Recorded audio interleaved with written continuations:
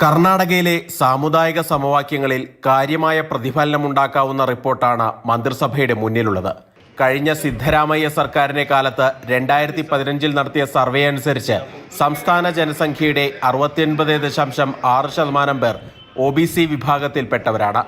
ഇതോടൊപ്പം ദളിത്, ആദിവാസി വിഭാഗങ്ങൾ കൂടി ചേരുമ്പോൾ ജനസംഖ്യയുടെ 94% വരും.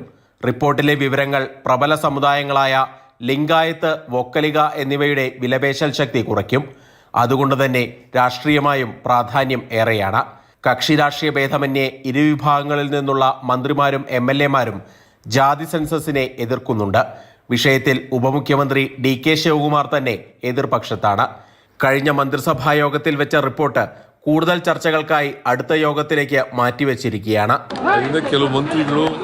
ಆ ಶಿಫಾರಸುಗಳೆಲ್ಲ ನೋಡಬೇಕು ಅಂತ ಅದು ನೋಡಿದ ಮೇಲೆ ಮುಂದಿನ ಗುರುವಾರ 4 ಗಂಟೆಗೆ ಕ್ಯಾಬಿನೆಟ್ ಮೀಟಿಂಗ್ ಇದೆ.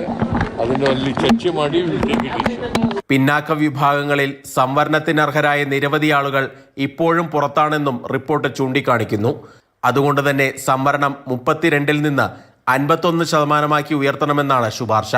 തമിഴ്നാട്, ജാർഖണ്ഡ് എന്നീ സംസ്ഥാനങ്ങൾ 50% പരിധിക്കപ്പുറത്ത് പിന്നാക്ക വിഭാഗങ്ങൾക്ക് വേണ്ടി സംവരണം ഏർപ്പെടുത്തിയിട്ടുണ്ടെന്നും റിപ്പോർട്ടിൽ പറയുന്നുണ്ട്.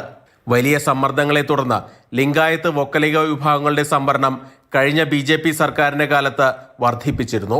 മുഖ്യമന്ത്രി സിദ്ധരാമയ്യ മുന്നോട്ട് വയ്ക്കുന്ന ദളിത് ന്യൂനപക്ഷ അഹിന്ദ രാഷ്ട്രീയത്തിന് വലിയ ബലം നൽകുന്നതാണ് റിപ്പോർട്ടിലെ വിവരങ്ങൾ. ഒരുപക്ഷെ കോൺഗ്രസിലെ ഭരണമാറ്റത്തെ വരെ സ്വാധീനിക്കാവുന്ന ശക്തി ജാതി സെൻസസ് റിപ്പോർട്ടിനുണ്ട്. ജനങ്ങളെ ഭിന്നിപ്പിക്കാനുള്ള കോൺഗ്രസിന്റെ നടപടിയെന്നാണ് BJPയുടെ പ്രതികരണം. മാതൃഭൂമി ന്യൂസ്, ബംഗളൂരു.